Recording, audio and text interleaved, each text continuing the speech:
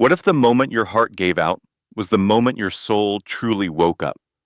The heat clung to the outskirts of Brayfield like a worn-out memory. On the edge of this quiet town, a temporary stage stood among dry soil and dreams unfinished. A crowd gathered, not for spectacle, but for the possibility that something better might rise from the dust. A faded banner fluttered above them. Together, we shape the future. Caleb Rains stood under that banner, not as a savior, but as a symbol. His shirt sleeves were rolled up, his posture rehearsed, his smile almost convincing. He spoke of education, of equal beginnings, of a school not yet built, but already filled with imagined future. Some in the crowd nodded, some only listened, because they had nothing else to do. Hope in towns like Brayfield had learned not to speak too loudly, but then he paused, not for effect, not for drama, for breath. Something inside him clenched tight, sharp, unmistakable. His hand gripped the podium, his smile flickered, a single bead of sweat slid down his temple. He opened his mouth to speak again, but the words never came. His knees buckled, his body folded like paper. Gasps rose like wind, and the billionaire fell right in front of them. Calls for help cracked through the air. Phones fumbled. Panic spread. No sirens came. There were none in Brayfield, just a pickup truck and urgency. They loaded him in the back and drove fast. Not to a hospital, but to a place that tried its best to act like one Brayfield community clinic. Was he designed for moments like this? Its paint peeled at the edges. Its machines were few and far between. But what it lacked in modernity, it held in heart. The doors slammed open. He is crashing. And then she stepped forward. Elia Monroe wasn't sabab. What people expected from a town doctor. She looked young, barely out of school. Small, serious, with sharp eyes that missed nothing. But the room shifted when she moved. She didn't ask who he was. She only asked how long they had. Chest pain collapsed, pulse fading. She leaned over him, pressed her fingers to his neck, felt the uneven rhythm, struggling beneath skin. Her voice was clear, calm. This is a massive cardiac arrest. Likely left, anterior, descending, artery. Nurse Ruth, older, wiser, maybe a little afraid, spoke up. We didn't have what we need for this. We didn't have time for what we done to need, Elia replied. Another nurse. Connie hesitated. You've never done this alone. Elia didn't. Blink. If I don't try, he dies. If I do, maybe he lives. That's all I need to know. For a heartbeat, the room froze. Then Ruth slowly handed her the tray. Let's get to work. You've never done this alone. The words weren't cruel. They were simply honest, spoken with the kind of weight that came from watching others fail before, but Elia Monroe didn't flinch. Her voice was low, steady. If I stand here and do nothing, he dies. If I act, there's a chance. That's enough for me. Silence clung to the walls. One of the assistants muttered under his breath, We are about to lose the biggest donor this town's ever seen to a rookie. Elia turned, meeting his eyes with quiet fire. I'm not thinking about his name. I'm thinking about his heart, and giving up right in front of us. For a beat, no one moved. Then Ruth sighed, reached for the emergency tray, and placed it in Elia's hands, then let S save him.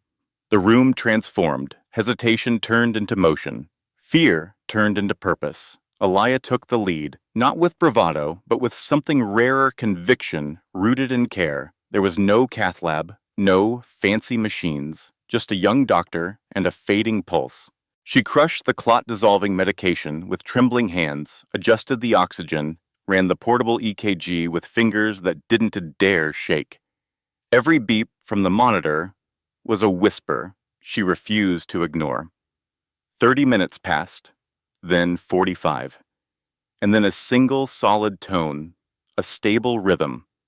Elia exhaled her body, suddenly aware of how long it had been. Holding its breath, color crept back into Caleb. Rain's face, his chest rose evenly. Now, he says stable, she said softly. The room went quiet. Ruth studied her for a moment, unreadable, then gave a slow, quiet nod. You just saved his life. Elia, didn't he celebrate? She didn't smile. She looked at the man lying unconscious before her. So powerful in the world outside this room, so fragile here. And whispered under her breath, let's hope he wakes up with a heart worth saving. He woke to the scent of antiseptic and the faint hum of flickering lights. His chest ached, his mouth was dry. The world around him felt dim, like someone had turned down the volume on reality. He tried to move. A wave of dizziness pinned him down. A voice to his right. Calm, clear, no kindness, but no coldness either. Just control, you just had a heart attack. He turned his head slowly. A woman stood beside him. Young, straight-backed, clipboard in hand, her hair tied back her face, unreadable.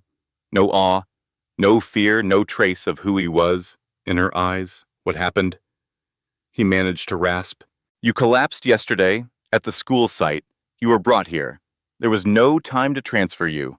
We did what we had to do. You saved me.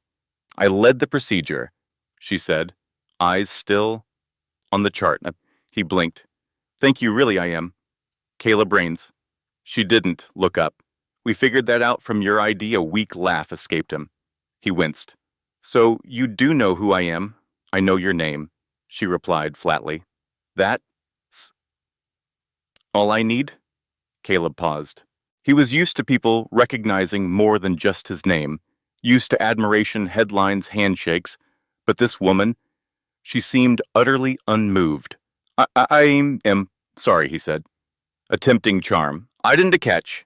Yours, Elia Monroe. Well, Dr. Duster. Monroe, thank you again, she gave a slight nod. No warmth, just duty. You don't seem particularly happy about it, he added, brow furrowed. She finally met his gaze, one brow arching. Would you prefer a parade? He chuckled awkwardly. No. It is just most people done? Speak to me like this. I'm not most people. Caleb tilted his head, intrigued now. There was a long pause. He studied her. No awe, no reverence, no interest in his wealth or story, just a quiet wall. He suddenly wanted to understand. I came here to build a school, Caleb said, his voice softer now, like he was speaking not to defend himself, but to explain something he hadn't quite figured out. Yet I wanted to see it through. That's just why I came to Brayfield. I know, Elia replied, placing her clipboard down on the cold edge of the metal table.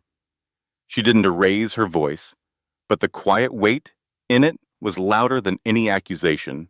You don't sound convinced, he said. She turned slightly, not out of irritation, but because the words had been living inside her for too long. We've had men like you here. Before, she said, big plans, generous promises, a photo op, a banner in the wind, the beginning of something beautiful. Her eyes flicked back to his. And then you disappear and we're the ones left with half a building and dreams that never even got drywall. Caleb opened his mouth, but nothing came out. He wasn't offended. He was disarmed. I'm not like them, he managed, almost offensive.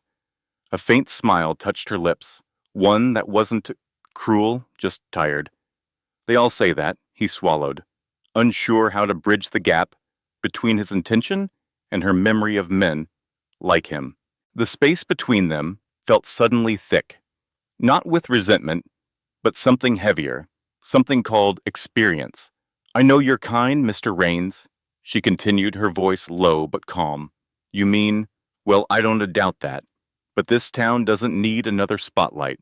It needs someone who, one, walk away when the camera shuts off. That pierced more than she could have known. He'd effaced hostile boards, ruthless interviewers, but this wasn't he. This was personal. And worse, she wasn't wrong. He sank back into the thin pillow behind him. The pressure in his chest, not from his heart, this time, but from the unfamiliar ache of shame. Elia glanced at the monitor, scribbled something quickly on her chart, then turned toward the door. You should rest, she said, her voice gentler now. I'll check on you later. Just before she stepped out, he called after her. Do you treat all your patients this way? She paused without turning. Only the famous ones. The next morning, Caleb learned he'd be staying at the clinic for at least 10 days. Dr. Elia Monroe had made that very clear. Your heart's still fragile, she said. And next time, you might not collapse in front of someone as stubborn as me, he tried to laugh, tried to find that old charm that usually chipped away at people's edges, but she had already moved on, and so for the first time in years, he stayed still. No calls, no press, no private jets, or board meetings. Just the slow tick of a hallway clock, the creak of tired floorboards, and the quiet hum of old ceiling fans. On the second day, he made a decision. No more titles, no more reminders, just Caleb. Room 3. A man with a broken heart and a borrowed robe. Most of the staff didn't know him. Most of the town wouldn't have cared if they did. This place wasn't wired to Wall Street. Here he was in tea. News, and for once he found that comforting. He watched Elia from a distance. There was something magnetic in the way she moved, efficient, measured, focused with the elderly man. In room 2, she bent down to examine a swollen ankle, but lingered to ask about the roses his wife used to plant. With the young mother down the hall, she offered to hold the baby while the woman took her first shower in days, but with him, still just Caleb, she was different, polite, distant, not cold, but untouched, like she'd built a wall just high enough to keep him from knocking twice. No small talk, no lingering eye contact. She treated his body, not his presence. At first, he mistook it for indifference, but then he noticed the way she paused just a second longer at his monitor, the way her eyes flicked back to his room even after she'd walked away, the way she always knew without being told when his pain was about to spike. She wasn't cold. She was careful, and somewhere beneath that caution, there was something else entirely. There was a boy who hated eating. 6 years old, sharp-eyed, stubborn as a mule, but Elia always had an extra granola bar in her scrub pocket just for him. She never said why. She just handed it over when the nurse gave up trying. It was these small things that began to show Caleb the truth. She wasn't a distant. She was deliberate, and beneath her calm, there was something else, a weight she carried so quietly, most people missed it, a kind of fatigue that didn't just come from long shifts or sleepless nights. It came from knowing too much, too soon. He found himself wondering about her, so he asked Ruth, the nurse, who always had a quiet story if you knew how to listen. She came straight here after med school, Ruth said one morning, adjusting a drip line. Could be gone to Chicago, New York, anywhere. But she chose Brayfield. She paused, her gaze drifting to the window, said this town had stories no one wanted to hear, said she was tired of noise. Caleb looked out that same window, later, past the gravel path, and out to the endless fields where sky and soil met. Something about that silence settled inside him, like a question he didn't yet know how to ask. She doesn't talk much, he said quietly. She used to, Ruth replied. Before the last school project fell apart, her voice dipped lower. Everyone was so hopeful. There was a ribbon, a ceremony, hats for the kids, and then it just stopped. No warning, no building. Just empty land and broken promises. Caleb felt his chest tighten. Not from healing wounds, but something older, deeper. She was a teenager when it happened. Ruth added voice, heavy now. She doesn't hate hope, Caleb. She just hates liars. That night, he couldn't sleep. He stared at the ceiling, tracing the cracks in the paint. He had never thought of his presence as a burden before. His name usually opened doors, but here it closed them. Here it wasn't. To a gift, it was a ghost. The next day, he watched her again. Elia was stitching up a boy sauce knee, humming something soft beneath her breath. Later, she was at the pharmacy, arguing firmly to get an old man's insulin covered. And then he saw her laugh, a real laugh, when a little girl called her Dr. Robot. But with him, she stayed distant. No jokes, no kindness beyond what was necessary. And yet Caleb noticed the way her hand lingered, half a second longer, on his IV. The way she glanced back after leaving the room, just once, almost imperceptibly. She wasn't a cold, she was guarded. And that mystery, that quiet strength, began to draw him in more than any spotlight ever had. He started asking gentle questions, not to win her over, but to understand her. Do you always hum when you are stitching? What does your name mean?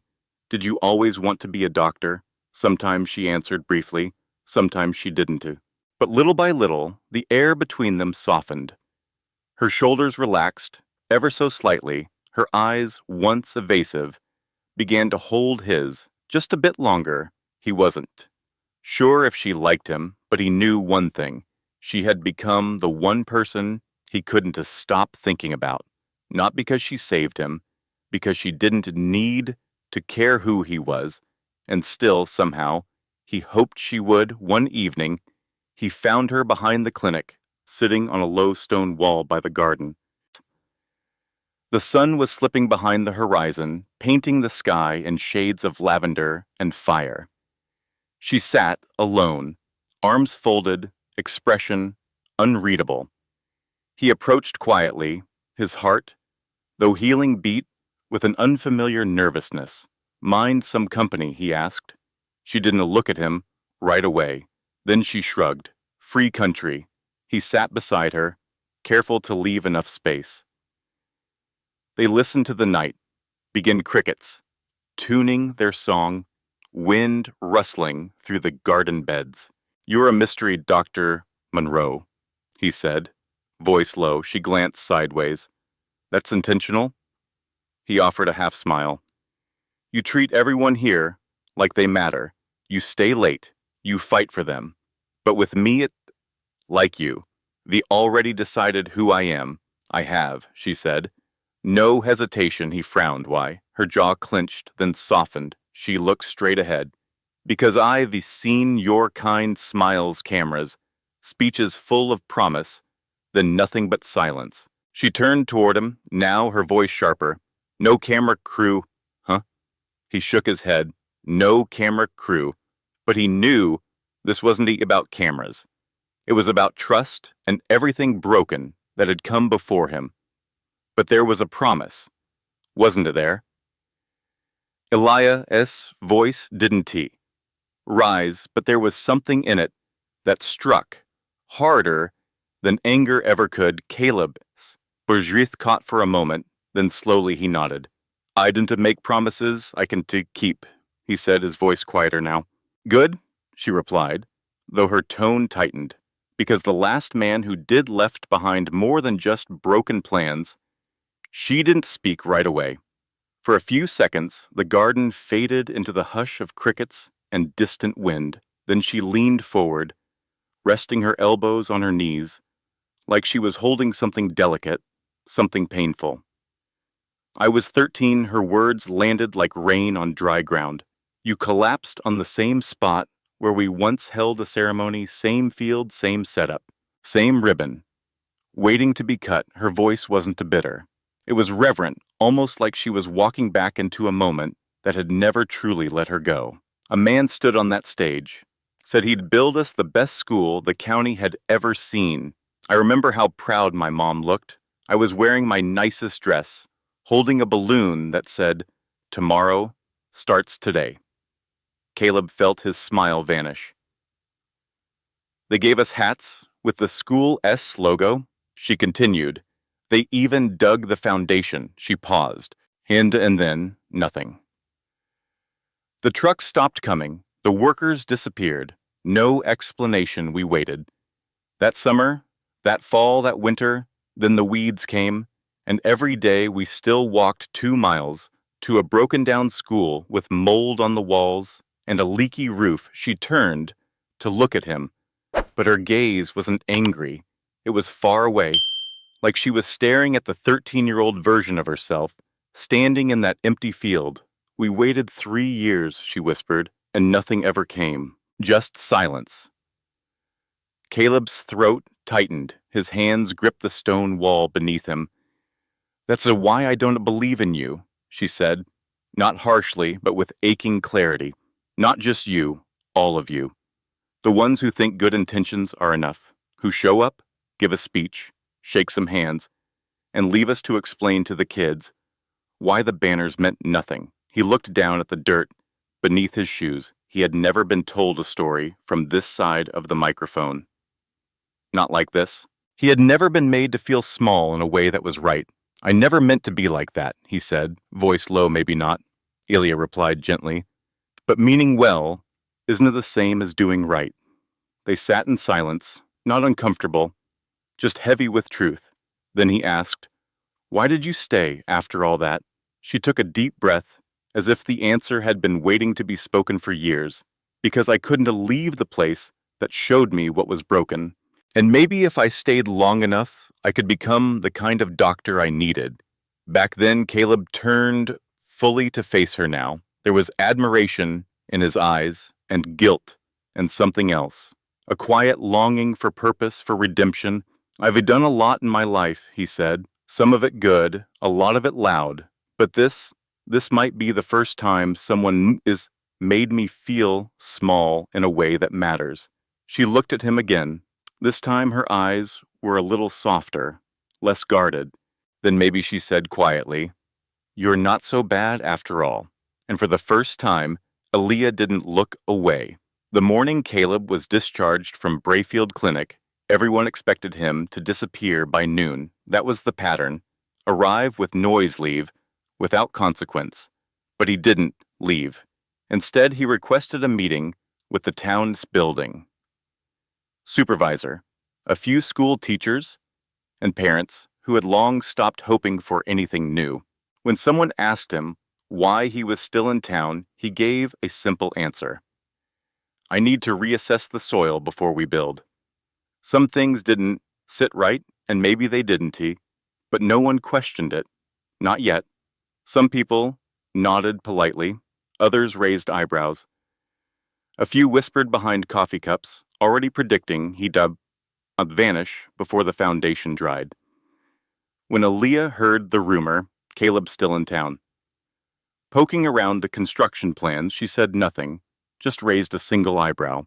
But she didn't ask questions, and the truth, he wasn't lying, not exactly. Yes, he planned to reassess the blueprints, but something far deeper had shifted inside him, something Elia had stirred without even meaning to.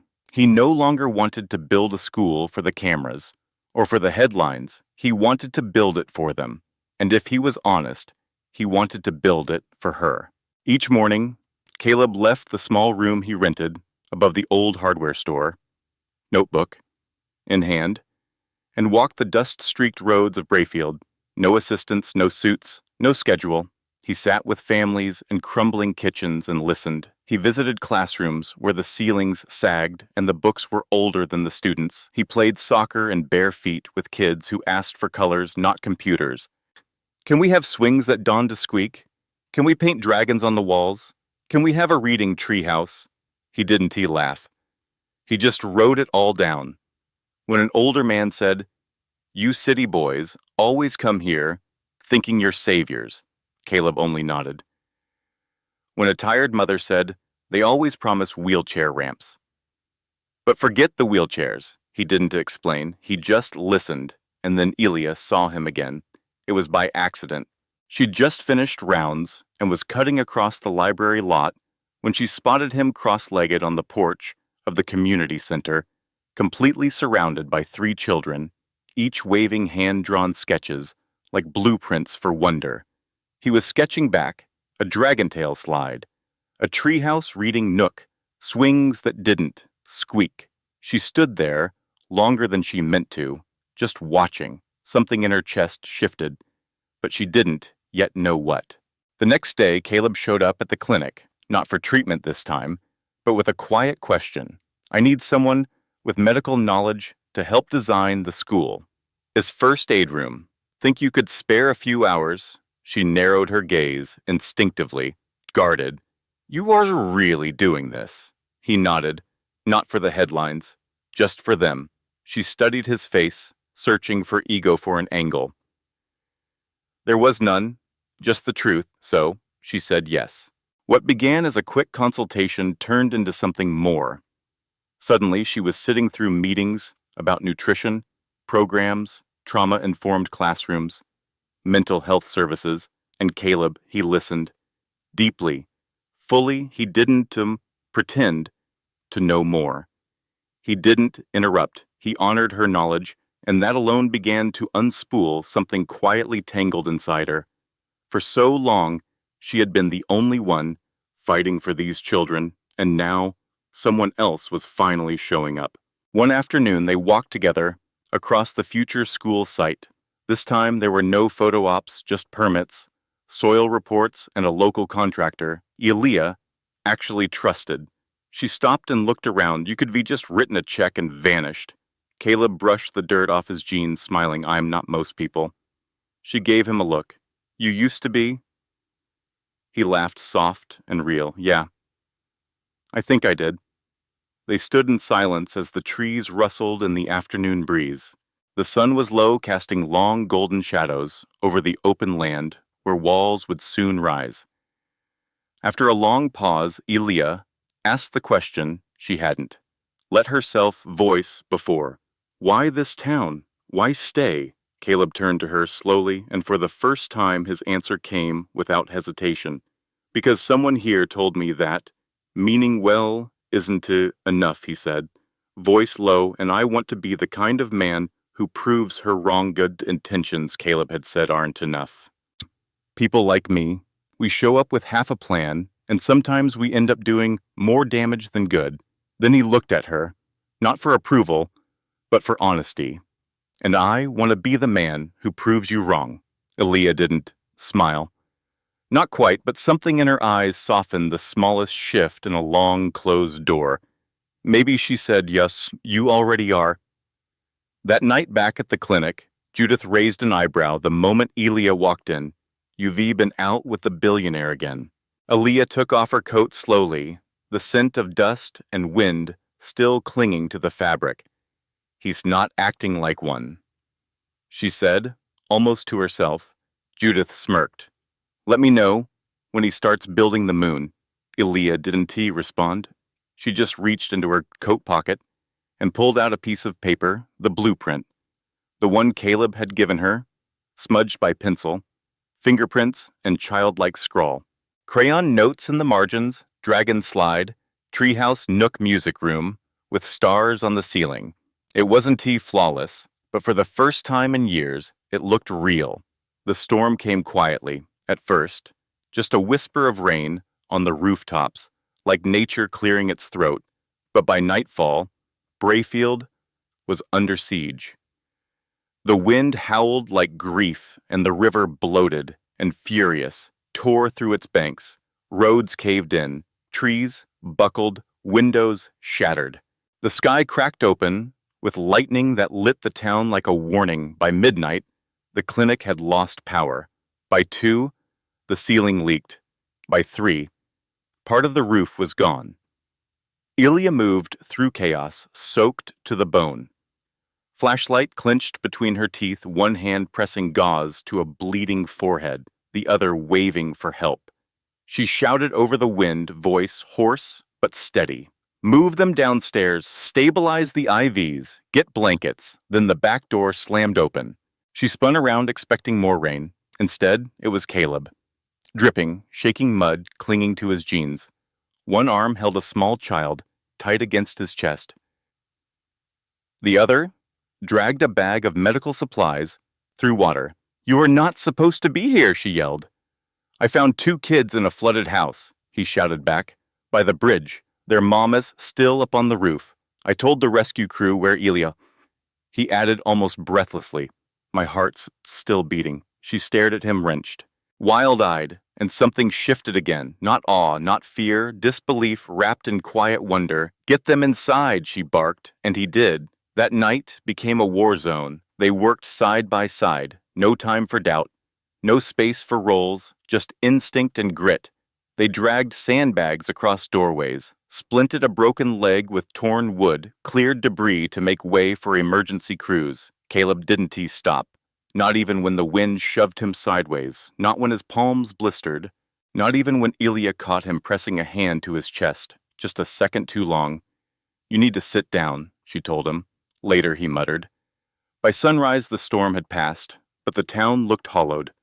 Roads torn open, trees downed, lives shaken loose from their routines, and Caleb, he was burning with fever. She found him collapsed on a cot, in the corner of the clinic near the supply room, his blanket-soaked skin pale and cold. She knelt beside him, pushed wet hair from his forehead, and whispered, "You stubborn, stupid man." His eyes fluttered open, glazed but aware. "We saved them, right?"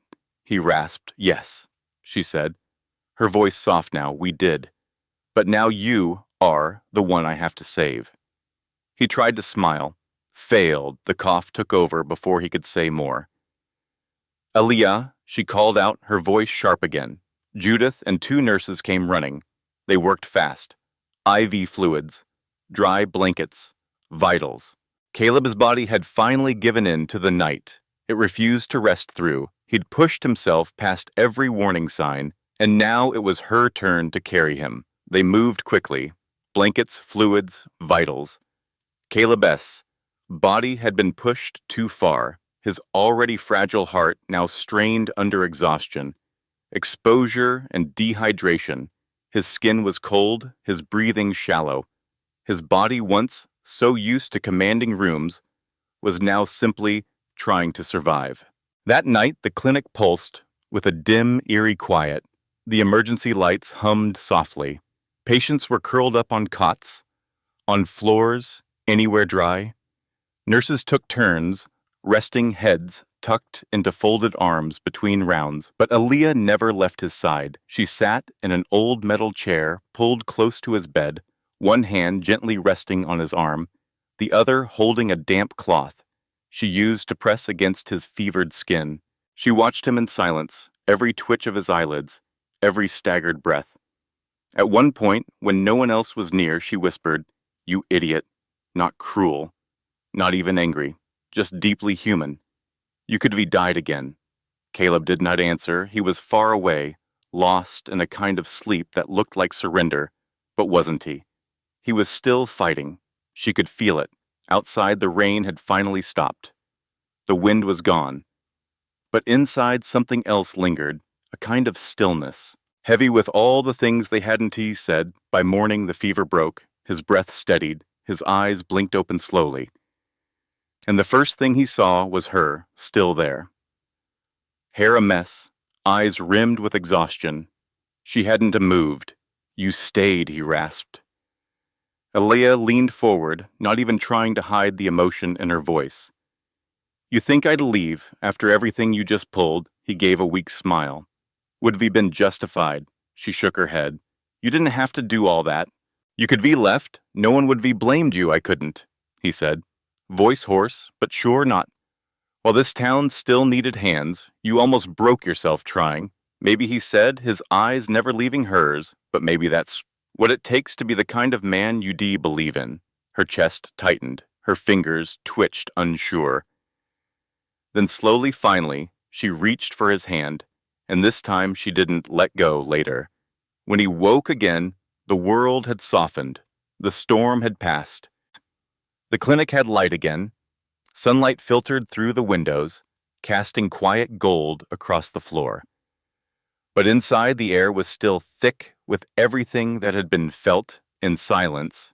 Elia sat beside his bed, again arms crossed over her chest. A few strands of hair had escaped her ponytail, curling gently around her face. She noticed his eyes, open, and she straightened slightly. "You're back," she said softly. He gave a crooked smile. "Seems like I'm getting used to waking up to you." She rolled her eyes, but the corners of her lips twitched. Caleb looked at her, really looked, then said, his voice rough and real, "You are the first person I've met in a very long time who didn't look at me with awe." Her brow furrowed, but she didn't speak. "That's a good thing," he added. "It's honest. You didn't flatter me. You didn't need anything from me. You looked me in the eye and told me the truth. Even when it was the last thing I wanted to hear."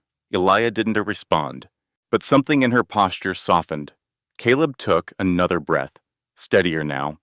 "You're also the first person who's made me want to do something right. Not for my name, not for legacy, just because it's, right." The silence that followed wasn't empty. It was full, dense with meaning.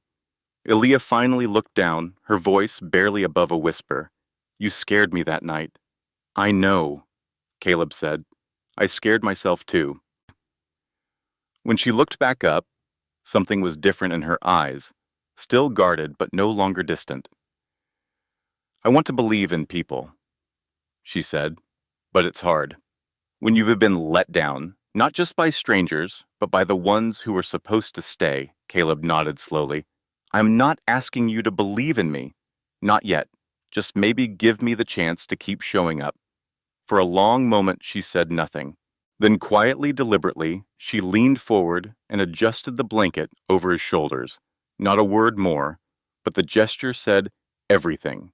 Elia tucked the blanket over his shoulder with quiet care. "Rest," she whispered. "You will need your strength." "For what?" he asked, a ghost of a smile tugging at his lips. She didn't look at him. "For a ribbon cutting." 2 weeks later, Brayfield gathered again in the same dusty field, but this time it was different. There was no platform, no press, no suits sharp enough to slice the wind.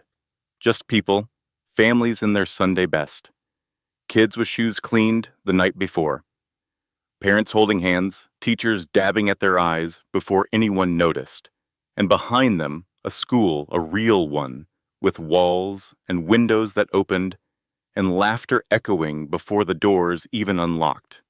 There were desks and books, chalkboards and colored maps, a playground with swings that didn't creak, a tiny library filled with stories, many of them sent by strangers who had heard what had happened in Brayfield and decided to believe in something real.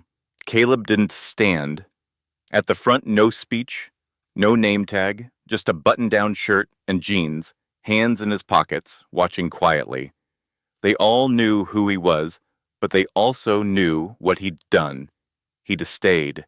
They'd seen him hauling bricks, wiping sweat from his brow, crouched in corners during planning meetings, knocking on doors to ask what they needed, not what he thought they should want. He wasn't the man from the magazine anymore. He was Caleb, the one who showed up. The mayor gave a short speech. The principal spoke of community of second chances, and then came the part Elia had secretly dreaded. They handed her the scissors. Her hand trembled. Just slightly. She stepped forward, took a breath, and before cutting the ribbon, she turned. There he was, standing at the back, watching, not smiling, just present. Their eyes met. And in that instant, everything. The years of disappointment, the quiet ache of broken promises, the buried hope rose and released all at once. She looked back at the ribbon and cut. The crowd erupted in applause. Children ran ahead like joy, released from years of waiting. Doors opened wide. Teachers led students inside into a school finally made just for them. Elia stepped back, blinking fast. Tears blurred her vision. She tried to catch them too late, but then he was there. Caleb didn't speak. He didn't need to. He simply stood beside her, not too close, not too far, then handed her a folded handkerchief. She took it, smiled through her tears. "You did it." He shook his head. "No," he said gently. "We did." They stood there, side by side, as the schoolyard filled with laughter, and for the first time in years, Elia let herself believe something she hadn't dared believe in. A long time. Maybe not everything built on hope has to fall apart. Some things can stay. A year later, Brayfield was no longer the town Caleb had first driven into the school. Brayfield Elementary stood proud in the morning light. Its red brick walls glowed in the sun, children's voices echoed in the hallways. The library was never quiet. The swings were never still. It wasn't just a building anymore. It was a promise finally kept. Elia Monroe, now officially, Dr. Monroe, had become head of the newly restored Brayfield Medical Center, right across from the school, a place she had once only imagined, now real, now hers. She led a small team of young driven healthcare workers, held free clinics twice a week. The kids called her Doc L. The elders brought her jam jars and stories from long ago, and she smiled more these days. As for Caleb, he never left. He sold parts of his company, kept a small team running things quietly. From afar, moved into a modest home just past the edge of town, taught a class on business basics every Wednesday in the school's art room because the chalkboards there smelled like fresh paint and purpose. Caleb became something of a fixture in Brayfield. He wasn't a symbol anymore, or a name, people whispered. He was just Mr. Mike, the man who brought books on Tuesday mornings, who baked cookies with the second graders, who helped oil the squeaky swing that just wouldn't stay quiet. Together, he and Elia became the quiet, steady heart of the town. Their love wasn't allowed. It didn't need to be. It grew like the roots of an old tree, deep, unseen, but unshakable. One afternoon in early spring, after a day filled with lesson plans, clinic notes, and children's laughter, Caleb asked Elia to walk with him. They wandered through the garden behind the school new blooms, breathing perfume into the soft air. They stopped beneath the almond tree, the one that had once sheltered them from a sudden summer storm. Elia reached up, fingers brushing a petal. Absently, Caleb turned to her, his voice low. I came here, thinking I'd build a school, he said, reaching into his coat pocket.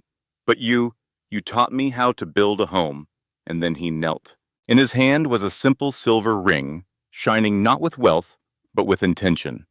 Elia Monroe, he asked, will you marry me? She stared, breath caught, heart full. Then without a word, she knelt too, arms around him, voice trembling, yes.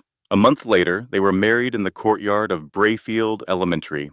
There were no press cameras, no designer suits, just children tossing flower petals, homemade banners, strung from fence to fence, laughter, joy pies, too many pies.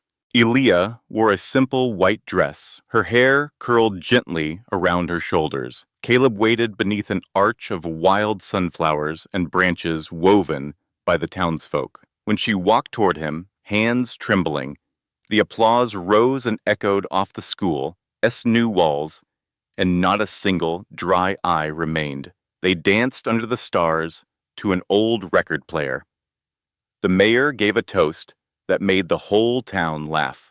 And when the music faded, Caleb and Elia walked home, barefoot, her heels. In one hand, his jacket over her shoulders, the night wrapping around them like a promise. 3 years later, they welcomed a daughter, Leah. She had her mother, Isai, quiet strength, and her father's wondering eyes. She loved story time on Caleb's lap and planting herbs in the clinic garden with Elia every morning. She ran to the schoolyard fence to wave at the older kids, and every night she insisted on the same bedtime story. Tell me the one where you built the school and found each other. Caleb wrote part-time now a book on sustainable giving, not theory, but the kind lived between walls and faces and failures, turned into roots. Most of his time, though, that he spent helping Elia raising Leah, tending to the little life they had chosen to grow. At the front of Brayfield Elementary, just beside the flagpole, a simple wooden frame held a photograph. It was taken during the first spring festival, Caleb, Elia, and little Leah hand in hand, the school behind them, the sun casting a warm golden glow beneath the photo on a plaque he had carved the night of their wedding. were the words, "A family is not built with bricks, but with hearts that stay, and stay they did." In a town once forgotten, two hearts had found their way through storms, through stillness, through every hard choice to keep showing up. Caleb had come looking for purpose, and in Brayfield he had found it. And in the end, it wasn't tea, bricks, or banners that mattered. It was what Elia had always known: presence, not promises, love, not legacy. Caleb came to build something, but what he found was far more than a school. He found the quiet power of staying, of showing up, and the truth that healing, real healing, often begins not with grand gestures, but with small, steady steps towards someone who refuses to give up. If this story touched something in you, if it reminded you of the beauty in choosing to care, to build, to believe, then you are already part of something bigger. At Shining Stories, we celebrate tales just like this. Stories of resilience, of kindness, of everyday people doing extraordinary things simply by staying when it matters most. So, if your heart is still listening, we invite you to walk with us through more stories that lift mend and remind us of the quiet magic in this world. Subscribe to Shining Stories for more true and tender moments that honor love, hope, and the grace of choosing to stay, because sometimes the stories that heal us begin with a heart that simply won't walk away. Thank you for being here, and remember, the world is still full of good people and even better stories.